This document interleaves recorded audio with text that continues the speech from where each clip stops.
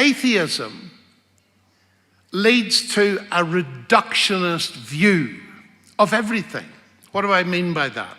Well, basically it means everything can be explained in the end by physics and chemistry.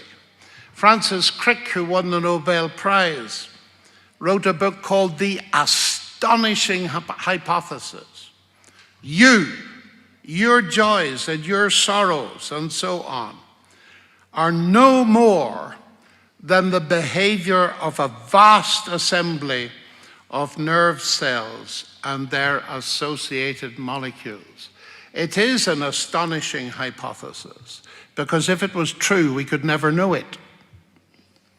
As was pointed out long before Crick, that if my thoughts are simply the random motions of elementary particles in my brain, then I would never know that my brain was composed of elementary particles.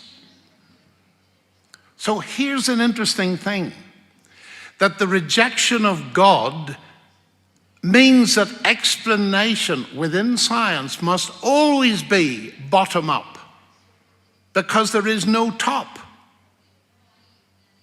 And it leads to a real problem with faith. That is, the faith I need to do science. Not faith in God, the faith I need to do science. Alvin Plantinga is one of the world's leading Christian philosophers. And he says, if Dawkins is right, that we are the product of mindless, unguided natural processes, then he has given us strong reason to doubt the reliability of human cognitive faculties, and therefore to doubt the validity of any belief that they produce, including Dawkins' science and his atheism. Well, you might expect a Christian philosopher to write like that, although Plantinga is world class. So now let's go to one of the world's leading atheist philosophers, Thomas Nagel of New York, who wrote a book with the most explosive subtitle I have ever seen, relatively recently. The book is called Mind and Cosmos. Well, that's innocent enough. But here's the subtitle. This is an atheist writing. He's a hard atheist in the sense that he writes, he says, I do not want there to be a God.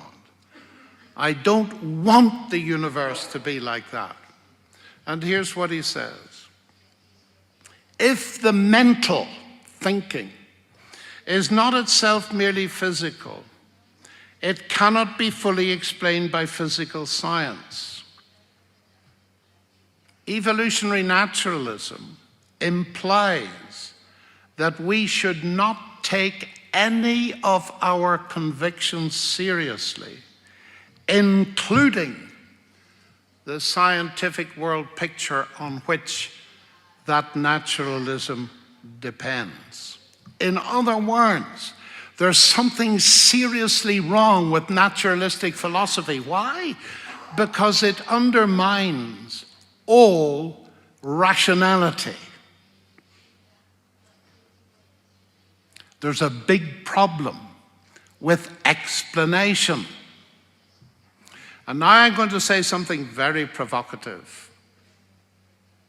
The title is, Has Science Buried God? My answer is no. But it now seems to me that science is beginning to bury atheism, because you can't have both.